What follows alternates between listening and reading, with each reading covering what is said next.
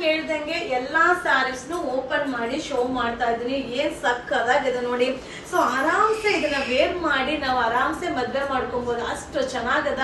So sorry full ಸಾರಿ weaving ಬರುತ್ತಾ, ಹಾಗೆ rich ಪಲ್ಲು ಬರುತ್ತಾ. ಸೊ ಬಾರ್ಡರ್ ಕೂಡ ಕಾಂಟ್ರಾಸ್ಟ್ ಬಾರ್ಡರ್, ಹಾಗೆ ಬ್ಲೌಸ್ ಕೂಡ ಕಾಂಟ್ರಾಸ್ಟ್. ಏನ್ ಸಕ್ಕದ ಕಾಣಿಸುತ್ತೆ ನೋಡಿ.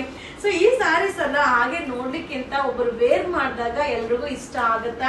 ಸೊ ಇದೆಲ್ಲ ಏನಂದ್ರೆ ಒಂದೊಂದೇ ಪೀಸ್ ಇರೋದ್ರಿಂದ ಎಲ್ಲಾನು ವೇರ್ ಮಾಡ್ಲಿಕ್ಕೆ ಆಗೋದಿಲ್ಲ.